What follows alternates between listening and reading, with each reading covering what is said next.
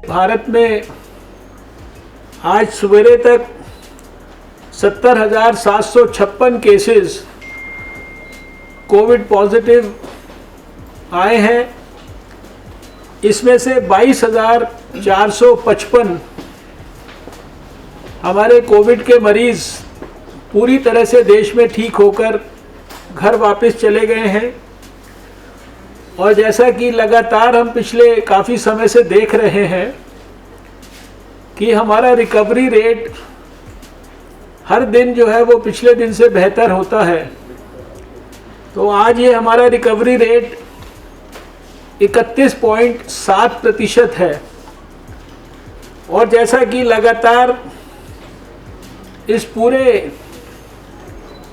Covid के खिलाफ लड़ाई में हमारा मोर्टेलिटी रेट लगभग दुनिया में सबसे कम चल रहा है, तो आज के दिन भी वो 3.2% के करीब है। बहुत सारे स्टेट्स में तो इससे भी बहुत कम है, कुछ एक स्थानों पर इससे थोड़ा ज़्यादा है, लेकिन एवरेज 3.2% है। दुनिया का आप जानते हैं कि 7 और 7.5% के बीच में ग्लोबल फर्टेलिटी रेट है। पिछले 14 दिनों में हमारा डबलिंग रेट 10.9 था। पिछले 7 दिनों में ये लगभग 10.8 था। और अगर पिछले 3 दिनों का हम कैलकुलेट करें तो ये 12.2 के करीब है। हम ठीक समय पर अपने मरीजों को अस्पतालों में लेकर जा रहे हैं और कम मरीज जो है वो अस्पताल में जाकर गंभीर स्थिति में आते हैं। तो हर रोज़ शाम को हम विश्लेषण करते हैं कि कितने लोग पूरे देश में वेंटिलेटर पर हैं, ऑक्सीजन पर हैं या आईसीयू के बेड पर हैं।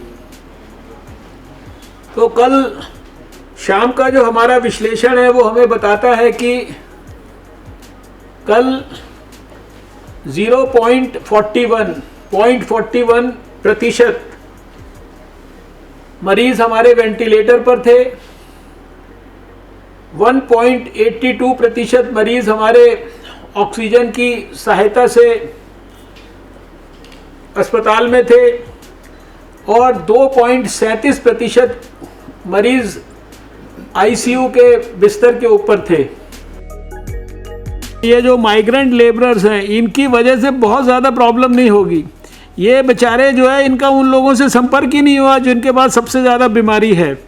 और जो बाहर से भी आए ये लोग, वो इनके साथ कभी संपर्क में नहीं आए थे। इसलिए जब लॉकडाउन के समय पे भी इनके कारण कितनी जो है देश में एक वातावरण बना, लेकिन इन्होंने उस तरीके से, इन बेचारों ने जो है उस तरीके से कोई इन्फेक्शन नहीं फैलाया। लेकिन जो ज़्यादा इन्फेक्शन सारे देश में इंक्लूडिंग आपके यहाँ भी फैला, वो मरकज़ के लोग थे। वो भी क्योंकि जहाँ पर थे वहाँ पर 15-16 देशों के लोग थे उनके साथ में, इस वजह से वो सारे के सारे इन्फेक्टेड थे और वो सारे जगह पे गए। तो इनको आपके सारे जो ऑफिसर्स हैं वो पूरी तरह से जागरूक हैं, मुझे दिखाई दे रहा है। अपने अपने क्षेत्र में इन पे पैनी नज़र रखेंगे, ठीक से उनको आइसोलेट कर लेंगे, क्वारंटाइन कर लेंगे और उन पे मैं समझता हूँ कि ऑब्जर्वेशन से ये सारा, ये अभी 10 दिन का पीरियड अगर हमने अच्छी तरह से निकाल लिया तो फिर काफ़ी जो है ये वाली समस्या का भी समाधान हमारे साथ हो जाएगा और फिर हम धीरे धीरे नॉर्मैलिटी की तरफ बढ़ना शुरू हो जाएंगे।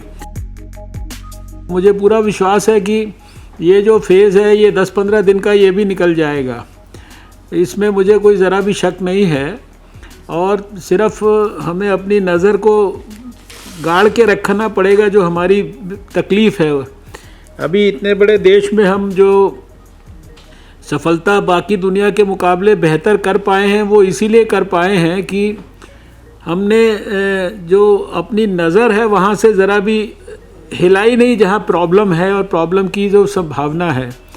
और उसी के कारण जो है ये सब जगह पर देश में बेहतर कंट्रोल हो पाया है। इतने बड़े बड़े बीच में हादसे हुए, लोग बाहर से भी आए, आपके दिल्ली से भी इतने सारे देश में सब जगह लोग चले गए। इतने लाखों की तादाद में माइग्रेंट लेबरर्स का पहले इशू आया जब ये लॉकडाउन हुआ, अभी ये इशू चल रहा है जब वो वापस जा रहे हैं, लेकिन बहुत कूलली हमारा देश जो है इसको, क्योंकि बाकी स्टेट्स के साथ भी मैं मॉनिटर कर रहा हूँ, और कल प्राइम मिनिस्टर के सामने भी सारे चीफ मिनिस्टर्स ने सबने अपनी अपनी बात रखी है। तो आई थिंक बहुत पेशेंस के साथ सारा देश इसको हैंडल कर रहा है।